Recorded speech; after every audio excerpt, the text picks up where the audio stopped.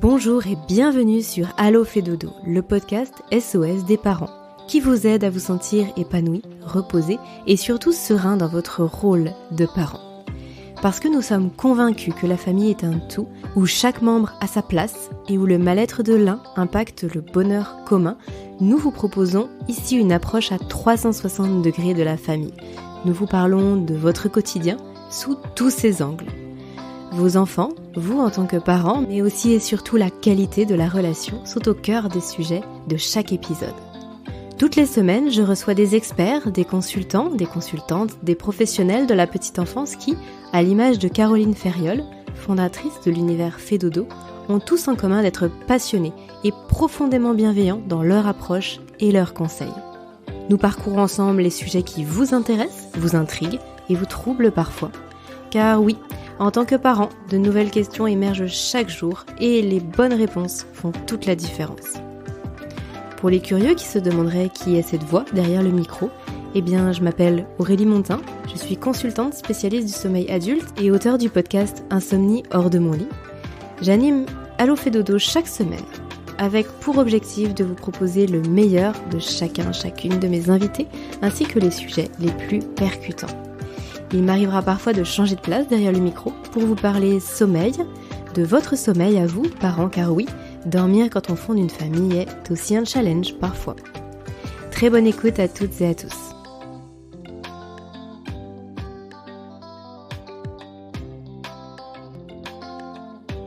Bonjour Caroline. Bonjour Aurélie. Caroline, on l'avait promis, on va te retrouver dans un certain nombre d'épisodes pour parler bien évidemment du sommeil des bébés. Ouais. Caroline Ferriol, tu es la fondatrice de l'univers Fait Dodo. Pour ceux qui ne te connaîtraient pas, bien sûr, j'invite tous les auditrices, tous les auditeurs à aller écouter le premier épisode qu'on a enregistré ensemble, le premier épisode où justement on parlait du podcast de Allo fait dodo, de sa création, mais aussi bien sûr de ton parcours et de ce qu'est l'univers Fait Dodo aujourd'hui. Pour ceux qui justement n'auraient pas encore écouté cet épisode, est-ce que tu peux simplement nous rappeler qui tu es en quelques mots? Et puis ensuite, on va attaquer sur notre sujet du jour, à savoir « Mon enfant ne fait pas ses nuits ». Un vaste sujet. Ok, oui, avec plaisir. Donc, qui je suis? Je suis Caroline Ferriol. J'ai créé Fait Dodo il y a maintenant 2 ans et demi, 3 ans. Et je suis consultante spécialiste du sommeil des bébés et des enfants. J'ai une formation de psychopédagogue de la relation, de sociologue également. Et je suis maman d'une petite fille de 3 ans. Et puis je vais m'arrêter là parce que mon histoire elle est décrite dans l'épisode précédent. Aujourd'hui, Fait Dodo accompagne des familles dans le monde entier à distance dans le cadre de la résolution des troubles du sommeil que les familles vont rencontrer avec leurs bébés et avec leurs enfants. Fait Dodo aujourd'hui, c'est plusieurs consultantes que j'ai pu former ces dernières années. Donc, il suffit simplement d'aller sur le site Fait Dodo, puis il y a accès à l'ensemble des consultantes pour prendre éventuellement un rendez-vous. Fait Dodo, c'est également en effet l'univers Fait Dodo, c'est plusieurs marques maintenant pour des accompagnements pluridisciplinaires. Donc, nous allons toutes travailler vraiment en collaboration avec les familles. Et puis, suivant la porte d'entrée de chaque famille, vous allez peut-être nous connaître soit via Madame Miam avec les accompagnements en nutrition pédiatrique, soit via Happy Nanny avec les accompagnements en parentalité positive, soit via Sleep Angel avec des accompagnements en sommeil adulte. Et puis, à côté de ça, on a vraiment aussi toute une palette de partenaires et de spécialistes de leur domaine qui interviennent d'ailleurs notamment dans ce podcast. Ok Caroline, effectivement, l'univers Fait Dodo, c'est le sommeil, c'est l'alimentation et c'est bien d'autres choses aussi, comme tu l'as déjà décrit dans le précédent épisode. Et aujourd'hui, on va se focaliser sur le sommeil, alors principalement le sommeil de bébé, même si bien sûr, tu auras l'occasion de nous parler de l'évolution aussi du sommeil de bébé vers le sommeil de l'enfant. C'est un très, très vaste sujet et d'ailleurs quand on a préparé cet épisode, on a dû finalement, scinder plusieurs thématiques parce qu'il y a énormément de choses à dire. Et Mmh. d'ailleurs, il y a un petit teaser pour la suite. On va parler aussi alors là, on va parler des nuits, mais on va aussi parler par la suite des siestes. On va parler aussi du RGO puisque c'est une vraie spécialité, hein, chez Fedodo. Il y a un vrai lien entre RGO et sommeil. Tout à fait. On va parler aussi on va parler de comment favoriser le sommeil chez le tout petit nourrisson. Donc plusieurs épisodes nous attendent et aujourd'hui, tu souhaitais, vraiment commencer par «Mon enfant ne fait pas ses nuits» parce que clairement, c'est la problématique qui revient, le plus souvent et je crois depuis finalement, la maternité pour les femmes. Quand est-ce que mon bébé va faire ses nuits et pourquoi il ne fait pas encore ses nuits? Oui, tout à fait. Puis c'est aussi, le questionnement, parfois les angoisses des futurs parents quand, ils ont une petite notion aussi, du sommeil ou des discours qu'ils entendent, autour des parents autour d'eux, pardon. Et puis bah, l'entourage aussi, hein, qui va souvent faire une petite pression de ce côté-là. Est-ce qu'il fait ses nuits? Qu'est-ce que vous avez prévu? Comment est-ce qu'il va dormir? Il y a beaucoup de questions aussi de ce côté-là de l'entourage, même pour les femmes enceintes. Tu vas faire du cododo ou pas? Et je vous conseille ça, et je vous conseille pas ça. Et le sommeil, c'est ce qui est peut-être plus dur, etc. Donc ça me semble être pas mal de démarrer par ce sujet-là, et j'ai vraiment envie de donner des clés, des vraies clés, pour que ça puisse aiguiller un petit peu, enfin voilà, les parents, les familles qui nous écoutent, pardon, sur ce sujet, même si évidemment le sujet du sommeil est très très très très vaste, et il ne s'agit pas que de faire ses nuits pour un enfant. Mais on va en Mmh. discuter peut-être un Mmh. petit peu plus. Oui, tu vas pouvoir nous expliquer tout ça, effectivement. Alors, peut-être que dans un premier temps, avant de se demander pourquoi son enfant ne fait pas ses nuits, tu peux nous expliquer ce que signifie faire ses nuits? Faire ses nuits pour un bébé, pour un nourrisson déjà peut-être, pour un bébé, pour un enfant, c'est quoi faire ses nuits? Oui, c'est quoi faire ses nuits? Et puis il y a pas mal de discours autour de tout ça. Alors, il est communément, admis, c'est plutôt dans la communauté scientifique, hein, d'ailleurs, on va dire qu'un enfant fait ses nuits ou commence à faire ses nuits lorsqu'il commence à enchaîner, 5 à 6, 7 heures de sommeil d'affilée. En réalité, une nuit, pour la distinction nuit-jour chez le bébé et chez l'enfant pendant de très nombreuses années, c'est environ 12 heures de sommeil. Et donc, on va considérer qu'un enfant va faire ses nuits lorsqu'il va faire des plages de sommeil de 5-6 heures, puis manger, puis refaire une plage de sommeil de 5-6 heures. Et donc là, on va avoir une nuit, et c'est à ce moment-là qu'on dit qu'il fait ses nuits. Alors, il y a plein de parents qui vont à ce moment-là se dire, mais il ne fait pas du tout ses nuits, puisque je suis réveillée à 1 heure du matin pour lui donner un biberon. Il ne fait pas ses nuits. Mais donc, on va considérer que à partir de là, on dit qu'un bébé fait ses nuits, et le fait de pouvoir et d'être en mesure d'allonger les plages de sommeil de cette manière-là, c'est quelque chose qui va arriver vers environ 2 mois chez les petits, entre 2 et 3 mois environ, chez tous les enfants, hein. Globalement, là, c'est vraiment qu'un enfant soit allaité, qu'un enfant soit au biberon. C'est vraiment la mise en place du rythme circadien, en fait, de son horloge circadienne. Donc c'est vraiment le rythme jour-nuit dans le corps de l'enfant. Là, la distinction entre le jour et la nuit se fait, et le corps va appeler l'enfant vers le fait de vraiment dormir la nuit, de rallonger les plages sans alimentation, et puis vraiment de majoritairement dormir et ne plus avoir des petites phases d'éveil d'une demi-heure, 1 heure, comme éventuellement ça peut se passer sur les 2 premiers mois de vie. Après, il y a beaucoup de sentiments de parents lorsque l'enfant va se réveiller encore entre 1 à 2 fois dans la nuit, et de se dire mais non, il fait pas du tout ses nuits, puisque moi ça me réveille. Mais en fait, à cet âge-là, donc on va considérer qu'un enfant fait ses nuits s'il a 1 à 2 réveils comme ça dans la nuit, juste pour s'alimenter, et que l'enfant va se rendormir tout de suite derrière. Après, on peut considérer qu'un enfant va aller vers justement des nuits ininterrompues d'environ 11-12 heures, où là, il ne va plus avoir besoin de s'alimenter, qu'il soit allaité ou au biberon. Ça, c'est vraiment quelque chose qui, par contre, va pouvoir arriver pour vraiment la grande majorité des enfants aux alentours de 6 mois. C'est-à-dire qu'entre 2 et 6 mois, il y a des enfants qui possiblement vont encore avoir besoin d'1 à 2 biberons la nuit ou d'1 à 2 tétées la nuit. Et vraiment, c'est normal dans le cadre de leur développement, dans le cadre de la taille de leur estomac, et puis en fonction de leur poids et de leur possibilité à pouvoir vraiment du coup tenir le coup sans s'alimenter durant ce temps, et de pouvoir aussi être alimenté suffisamment régulièrement en journée pour avoir le quota de nutrition nécessaire à leurs besoins sur les 12 heures de la journée.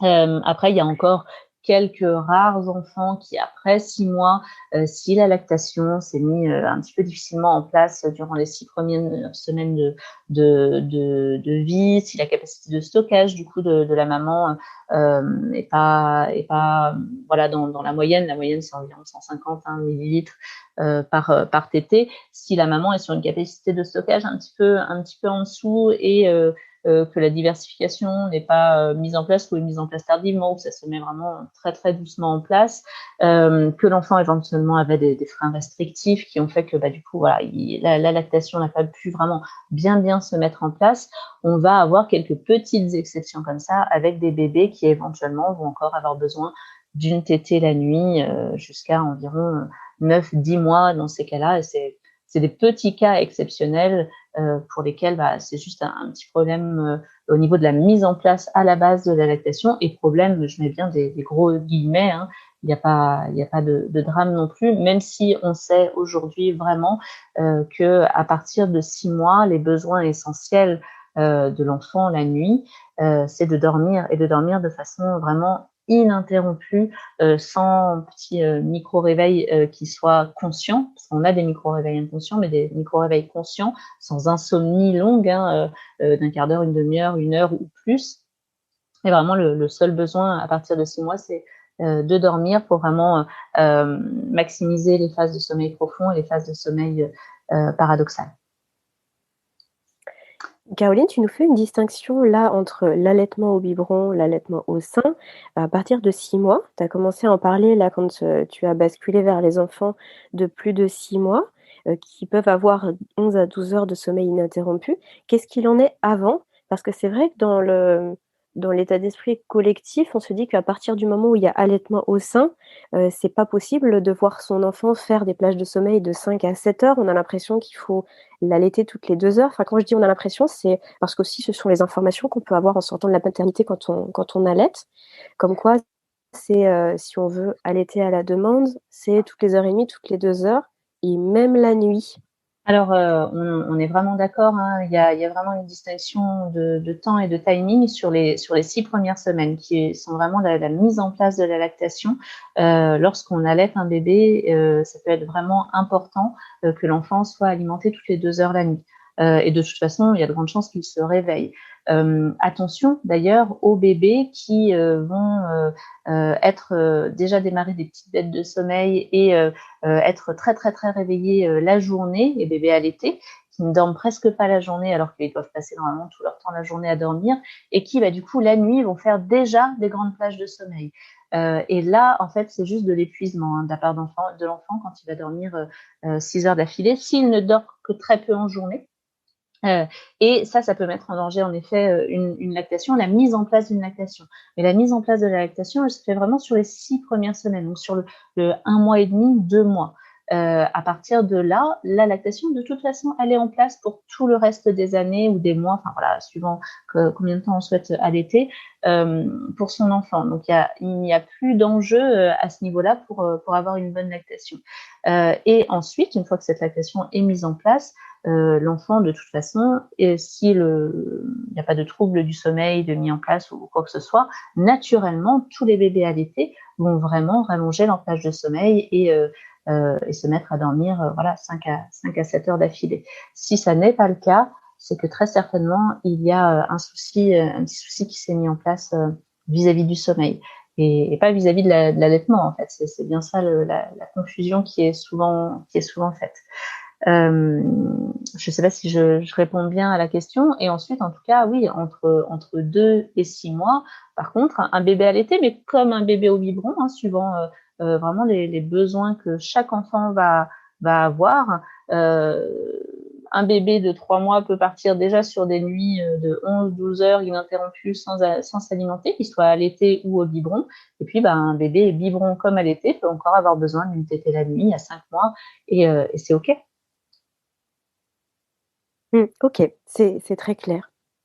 Donc finalement, là, à la lumière de ce que tu nous dis, en tout cas jusqu'aux 6 mois de l'enfant, il faut vraiment faire une distinction entre les nuits de bébé et nos nuits à nous d'adultes. Quand on dit, «Mon enfant ne fait pas ses nuits», il ne fait pas les nuits qu'on aimerait qu'il fasse. Il fait pas les nuits pour son âge et par rapport à sa physiologie finalement. Oui, et j'aimerais vraiment revenir là-dessus parce qu'il y a pas mal d'injonctions que je vois apparaître de plus en plus sur les réseaux sociaux, enfin de différentes manières à ce sujet. Et j'ai eu un retour d'une maman qui m'a beaucoup émue. Une maman que j'ai accompagnée aux 6 mois de son bébé, dont l'enfant se réveillait, je crois, entre 7 et 10-12 fois dans la nuit, globalement à chaque micro-réveil finalement. Et où elle était obligée de donner le sein. C'est une petite fille et elle était mais épuisée, épuisée. Pour elle, c'était extrêmement difficile. Et puis elle est allée voir sa sage-femme. Et elle lui a dit, mais pour moi, il y a un vrai problème. En plus, la fille, la journée, je la trouve vraiment très fatiguée. La nuit, moi, je n'en peux plus. C'est vraiment, c'est presque un cauchemar. Je sais pas comment sortir de ça. Et là, ça va pas pour moi. C'est pas, je n'arrive pas à dormir. Lorsque ma fille se réveille, avant ça marchait, l'allaitement, ça faisait que je me rendormais et ça ne marche plus. Je me rendors plus. Donc, je fais des longues insomnies moi-même de mon côté. Et je voudrais savoir, enfin voilà, j'aimerais qu'elle commence à faire ses nuits. Quand est-ce qu'elle va pouvoir commencer à faire ses nuits? C'était vraiment difficile. Elle parlait de sa détresse, hein, et sa sage-femme lui a répondu, mais en fait, qu'est-ce que vous voulez? Que votre fille fasse ses nuits ou qu'elle fasse vos nuits? Et c'est d'une violence. Cette maman s'est retrouvée avec comme un miroir qui lui était renvoyé un petit peu en pleine figure, comme quoi elle était possiblement une mauvaise mère puisqu'elle se plaignait de ne pas dormir la nuit et d'être en souffrance finalement vis-à-vis du sommeil de son enfant. Donc on en a longuement parlé toutes les deux parce qu'il y a une grande culpabilité clairement qui est née de ça. Et puis même, enfin voilà, quand elle en parlait sur les réseaux sociaux, c'est aussi quelqu'un d'assez connu, donc elle avait beaucoup de choses qui lui étaient renvoyées aussi de la même manière, et comme si ça n'était pas légitime pour elle d'avoir besoin de dormir la nuit et de dire que cette situation-là, elle sentait que ça n'allait pas. Donc en effet, ça n'allait pas. Il y avait bien un trouble du sommeil pour sa fille, et sa fille, du coup, était aussi très fatiguée et puis en dette de sommeil. Et puis, lorsque du coup on a effectué un travail ensemble, sa fille s'est mise tout naturellement à faire 1 à 2 tétées la nuit.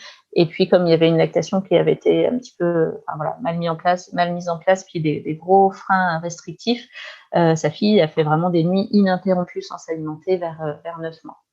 Mais tout ça pour dire que c'est vraiment important de se dire que, en effet, les nuits de votre enfant ne sont pas vos nuits, ça c'est vrai, puisque déjà, votre enfant, ses nuits, elles durent 11-12 heures.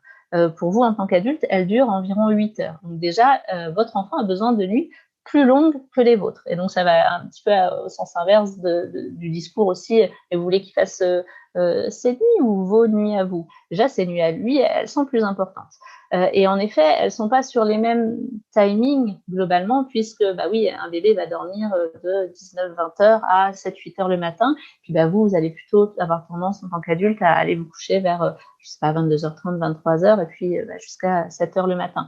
Et souvent, entre 2 et 6 mois, oui, dans votre plage de nuit à vous, qui est de 23h à 7-8 heures le matin, il peut y avoir un ou 2 réveils de l'enfant, voilà, pour pouvoir s'alimenter, qui vient couper votre nuit. Et ça, on est d'accord, c'est normal. mais ça n'empêche pas soi-même de se rendormir, et souvent ça pose pas trop de problèmes aux parents. Par contre, si durant votre plage de sommeil, votre enfant vient faire 5 réveils, même 4 ou 10, et que enfin voilà, votre enfant entre ses 2 et 6 mois, c'est quelque chose comme ça, là, en effet, il ne fait ni ses nuits ni les vôtres, et en fait, il y a un vrai problème. Et il est légitime de vous dire qu'il y a un problème et d'être en souffrance vis-à-vis de ça, puisque la dette de sommeil pour vous, en tant que parent, elle est très très impactante. Oui, effectivement. Et Caroline, je me permets de mettre ma petite casquette Sleep Angel.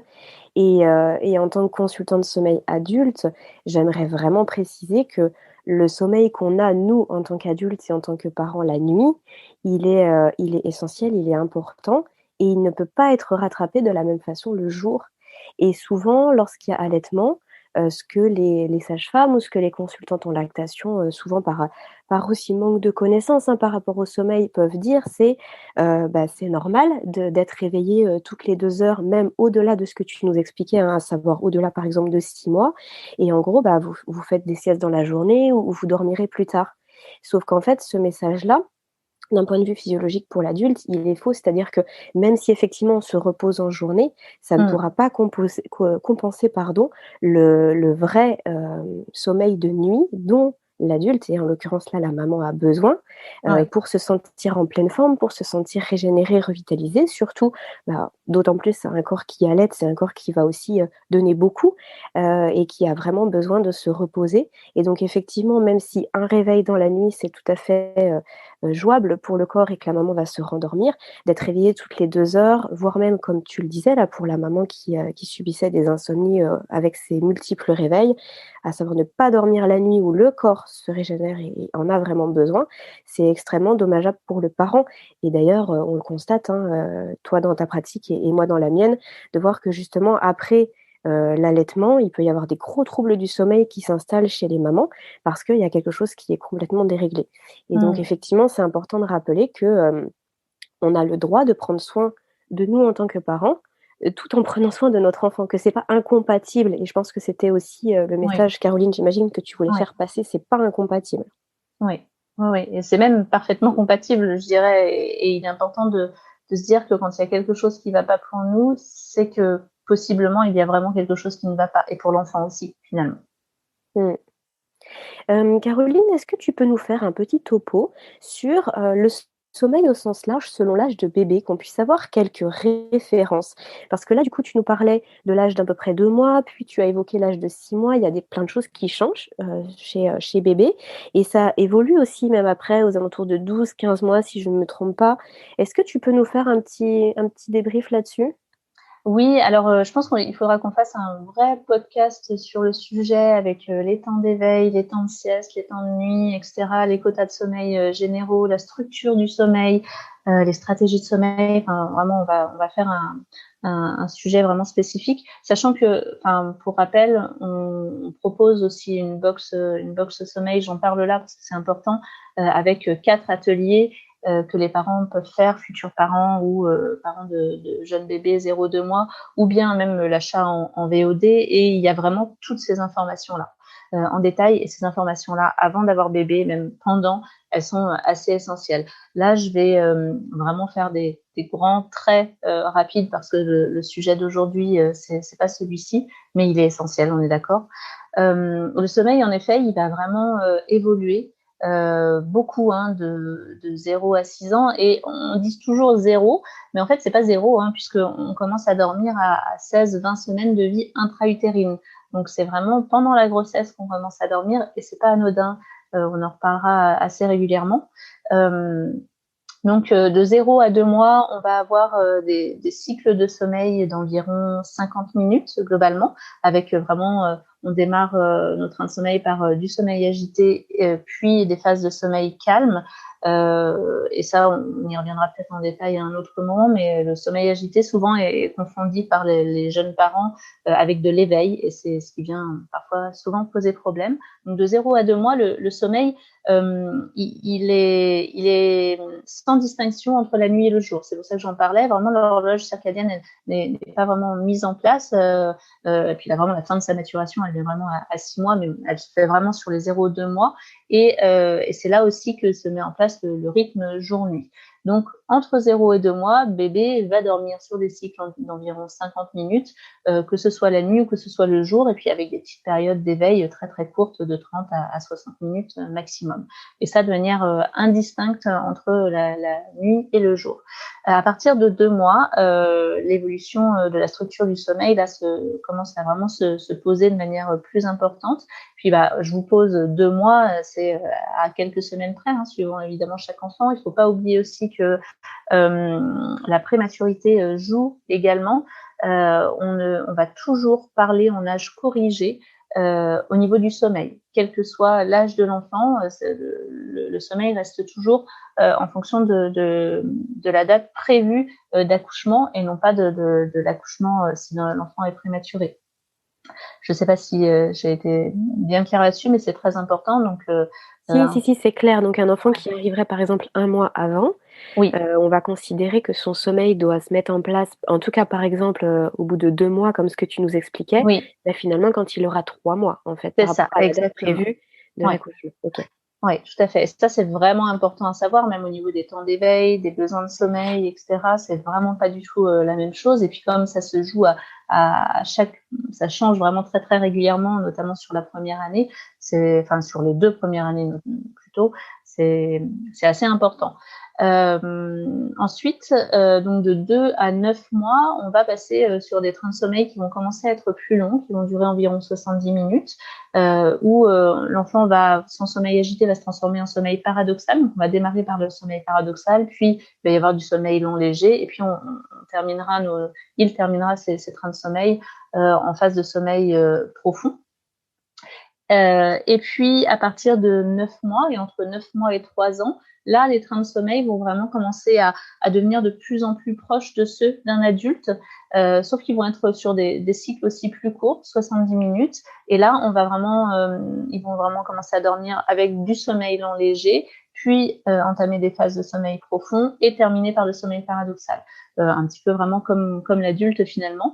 Et puis, entre 3 et 6 ans, les trains commencent vraiment à se rallonger aussi et vont commencer à prendre vraiment la forme de ceux des adultes, de 90 à 120 minutes globalement. Et à partir de 6 ans, on est vraiment sur les trains adultes, sur les mêmes cycles, et avec toujours ce fonctionnement, sommeil léger, puis sommeil profond, et on termine par le sommeil paradoxal.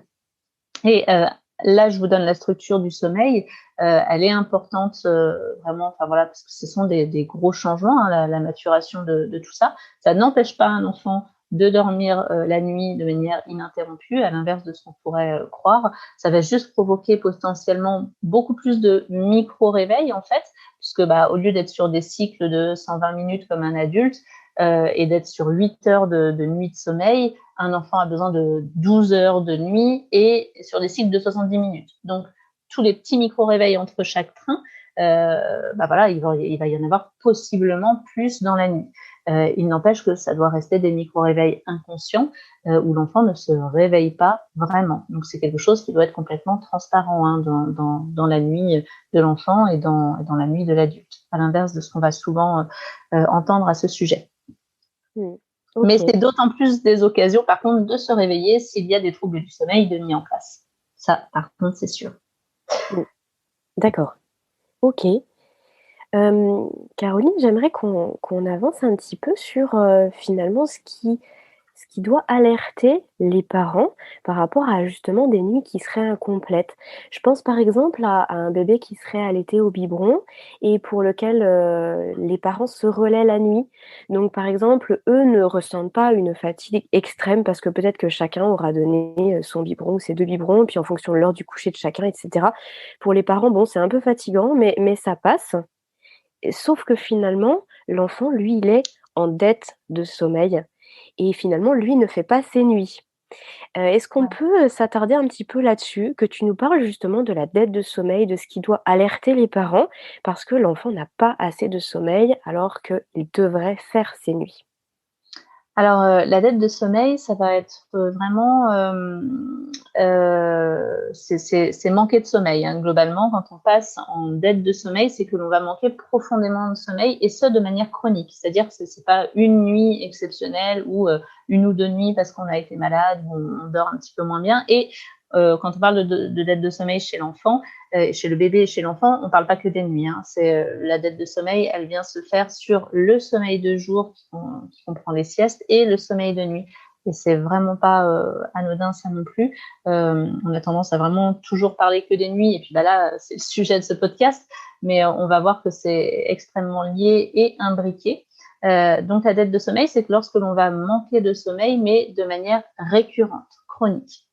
Et quand on va vraiment être en dessous et pas forcément même très en dessous, hein, même parfois juste en dessous de ce qu'il nous faut en termes de sommeil. Et là déjà, on rentre en dette de sommeil et on rentre d'ailleurs en surproduction de cortisol.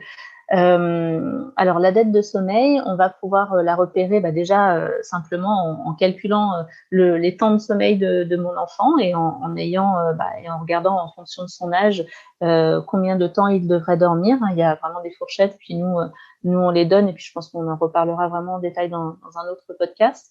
Ça permet déjà de voir est-ce que mon enfant dort suffisamment la journée, est-ce qu'il dort suffisamment la nuit, et donc c'est un bon repère. Et puis, il y a tous les symptômes qui en effet doivent alerter les parents chez l'enfant.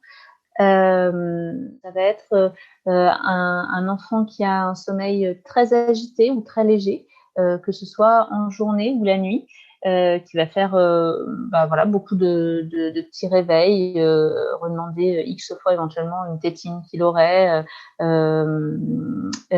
beaucoup bouger dans son sommeil, vraiment beaucoup, beaucoup. Alors on parle pas du nourrisson, 0-2 mois avec le sommeil agité, c'est normal, mais ensuite, si vraiment on voit qu'il ne plonge pas sur des longues phases de sommeil profond et paradoxal, et si on voit que vraiment il y a beaucoup d'agitation dans son corps qui a besoin d'intervenir très régulièrement pour le parent. Lorsqu'on va avoir un enfant grognon la journée tout simplement, qui va être en demande constante des bras par exemple, qui vraiment va avoir beaucoup de mal à se concentrer sur une activité, à avoir des temps calmes, qui va être beaucoup en train de chouiner, où tout va être globalement un petit peu difficile pour lui. Il faut savoir que lorsque l'on est en dette de sommeil, la première chose qui s'en va, ce sont les phases de sommeil paradoxales. Le sommeil paradoxal, c'est ce qui permet, Aurélie pourra en parler encore mieux que moi, la gestion émotionnelle. Et lorsque du coup on n'a pas suffisamment de sommeil paradoxal, eh bien c'est très très compliqué de pouvoir gérer ce qui se passe dans la journée, tous les stimuli, les interactions. Comme pour vous, vous avez moins bien dormi ou trop peu dormi cette nuit, et bien le lendemain, vous pouvez être beaucoup plus grognon. Tout est difficile, tout est possiblement vite insupportable. Eh bien c'est exactement la même chose pour votre enfant. Et donc si vous voyez que votre bébé, votre enfant est vraiment constamment dans cet état-là, c'est que possiblement il est en dette de sommeil. On va aussi avoir une corrélation très nette entre la dette de sommeil et l'hyperactivité. On a aujourd'hui vraiment un grand nombre d'études sur le sujet, donc c'est vraiment prouvé scientifiquement qu'il y a un vrai lien entre dette de sommeil et syndrome d'hyperactivité et de TDAH, aussi de troubles de l'attention chez l'enfant. Parce que ça va être des enfants qui vont être des petites piles électriques, vraiment non-stop, ou le syndrome un petit peu du hibou, l'enfant qui va avoir les yeux grands ouverts, pourtant il a les yeux rouges, on voit qu'il est crevé, il se tire les oreilles, etc. Et il ne dort pas, il ne veut pas s'endormir, il est comme une pile électrique à chaque instant. Quoi que vous fassiez, on va avoir aussi des temps d'éveil très longs. Clairement, si votre enfant entre 2 mois et 8 mois passe dans la journée plus de 2 heures en termes de temps réveillé, c'est sûr et certain que là pour lui il y a un problème. Les très longs endormissements, donc vous passez plus plus de un quart d'heure, une demi-heure à endormir votre enfant à chaque fois, voire même 1 heure, 1 heure et demie le soir, ou même en journée pour une sieste. Tout ça, c'est très, très compliqué. Ça se passe dans les pleurs. Ou bien même si ça se passe pas dans les pleurs, c'est vraiment très, très long. Votre enfant a beaucoup de mal à trouver le sommeil. Et puis, évidemment, ce qui doit aussi vous les alerter, ce sont les multiples réveils de nuit, puisque la dette de sommeil a vraiment aussi une influence sur la grande qualité du sommeil. On a déjà parlé, mais par conséquent, l'enfant va avoir un taux de cortisol très très élevé et ça va faire que la nuit, il ne peut pas être en sommeil suffisamment profond pour rester vraiment endormi sur des longues plages de sommeil, grandir, se développer, se régénérer. Les phases de sommeil profond, elles servent vraiment à ça, à la régénération du cerveau et de tout le corps, des organes, au fait de vraiment grandir. Et c'est très important pour un bébé d'être suffisamment reposé pour bien s'alimenter. Un enfant qui s'énerve au sein, d'ailleurs, on va avoir beaucoup d'enfants en dette de sommeil pour qui l'alimentation, ça va pouvoir être quelque chose de difficile, de plus en plus difficile, parce que ça demande de l'énergie et cette énergie, ils l'ont plus. Voilà, il y a plein d'autres signes, je dirais, mais ceux-là font partie des grands signes qui doivent alerter les parents sur, d'une part, le manque de sommeil de leur enfant, mais même le passage dans le cadre d'une dette de sommeil. Il y a peut-être aussi un autre point, Caroline, dis-moi si ça tu l'as constaté aussi dans ta pratique. Ça peut être un enfant qui est tout le temps malade. Un enfant qui, Oui. qui va choper absolument, tout ce qui traîne, qui va toujours avoir le nez qui coule et cetera. Parce que Oui. justement, dans les phases de sommeil profond et tu l'évoquais il y a un instant, c'est là où aussi le système immunitaire se renforce, se construit et se renforce et c'est là où le corps se régénère vraiment en profondeur et du coup, forcément, un enfant qui va manquer de sommeil profond, si son sommeil profond est trop entrecoupé, eh bien, tout son système immunitaire va s'en retrouver affaibli et on se retrouve alors bien sûr que l'alimentation va aussi, avoir énormément d'impact, hein, sur l'immunité de l'enfant, mais on peut se retrouver avec des enfants qui sont malades 10 mois sur 12 parce qu'ils sont épuisés en fin de compte. Oui, oui, complètement. Alors ça, c'est vraiment quelque chose que l'on voit dans le cadre des accompagnements des familles et puis, où on voit vraiment la différence une fois que l'enfant a récupéré, son quota de sommeil. Ça va être aussi, en effet, le fait qu'il soit malade. Alors, il peut y avoir aussi un lien, notamment chez les bébés, avec les reflux, avec des RGO internes qui ne sont pas détectés et quand toute la sphère ORL est beaucoup prise, on va souvent aller aussi regarder de ce côté-là. Mais oui, hein, bien sûr, en effet, le sommeil et l'immunité, c'est un lien très important. Et de toute façon, les adultes le savent aussi finalement, hein. Quand on est fatigué, tout de suite, on va pouvoir choper beaucoup plus facilement le virus qui passe. Eh bien, pour les enfants, c'est exactement la même chose. Mmh. En puissance 10, hein, je dirais, puisque pour eux, c'est à chaque fois puissance 10. Oui et c'est notamment puissance 10 parce qu'aussi leur système immunitaire est en pleine construction jusqu'à l'âge Ouais. de 3 ans, hein, facilement. Donc effectivement, c'est puissance 10, tu as bien raison de le préciser. Caroline, si on revient sur notre question du jour, pourquoi mon enfant ne fait pas ses nuits? Alors bien évidemment que derrière cette question, on a envie de savoir, comment l'aider à faire ses nuits et les choses à mettre en place pour aider bébé à faire ses nuits. Mais est-ce qu'on pourrait s'attarder juste quelques secondes sur le pourquoi, il ne fait pas ses nuits alors que, par exemple, il a 6, 8 mois, il n'a pas ses 11 à 12 heures ininterrompues et tout à l'heure, tu avais justement évoqué certaines choses, par exemple, un allaitement qui aurait mis du temps à se mettre en place, des freins de langue restrictifs, des freins de langue buccaux restrictifs. Ça d'ailleurs, on en parlera dans un futur podcast avec une chiropracteur, qui est spécialisée sur le sujet. Mais est-ce que tu, pourrais donner quelques autres éléments qui font que mon enfant ne fait pas ses nuits? Il n'a pas trouvé sa stratégie de sommeil, il n'a pas trouvé, sa sécurité pour la nuit? Alors, ça va être compliqué de résumer ça comme ça et c'est vraiment du cas par cas en fait. D'accord. Ça va dépendre de chaque famille, de chaque enfant. C'est pour ça que c'est répondre à cette question de cette manière-là en disant il ne fait pas ses nuits parce que ça. Il faudrait que je vous donne une liste de plus de 70 éléments. Et en plus de ça, certaines familles pourraient croire que c'est ce qui se passe chez elles, alors que pas du tout. C'est pour ça d'ailleurs que nous, dans le cadre des accompagnements, on propose toujours un rendez-vous d'évaluation avec les familles. On dit que c'est 15 minutes gratuits. En fait, ça dure à chaque fois au moins 3/4 d'heure. C'est bien que les parents prennent le temps. D'ailleurs, il faut que je change ça sur notre discours, mais on va vraiment faire une grosse cartographie de la situation précise de chaque famille. Et pour avoir suivi à l'heure actuelle plus de 200 familles, je peux vous dire qu'il n'y en a pas une seule identique à l'autre. Donc, il est vraiment impossible de pouvoir dire là, votre enfant ne fait pas ses nuits pour ça.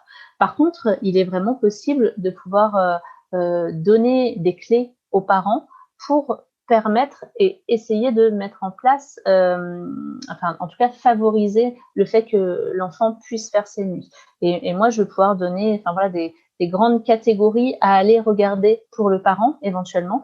Et après, si les personnes veulent savoir exactement pourquoi moi, mon enfant ne fait pas ses nuits, dans ces cas-là, il faut obligatoirement passer par une consultation individuelle. Ok, Caroline, du coup, je te propose qu'on passe à vraiment au cœur de notre thématique du jour et que tu puisses nous détailler les 5 éléments, en tout cas les 5 premières choses à mettre en place pour aider bébé à faire ses nuits. Alors, il y a vraiment beaucoup de choses à dire. J'ai vraiment classé ça en 5 items, en effet, pour que je vais pouvoir développer vraiment en détail. Souvent, on a souvent les 5 conseils pour aider bébé à faire ses nuits. Et puis, avec ces 5 conseils-là, on se retrouve un petit peu le bec dans l'eau avec pas grand-chose en termes d'informations. Et là, je pense que je vais vraiment détailler pour que ça puisse vraiment donner des clés, des solutions aux parents, une compréhension des choses. Ok, super. Par contre, Caroline, je suis en train de regarder un petit peu là le temps de notre enregistrement pour cet épisode.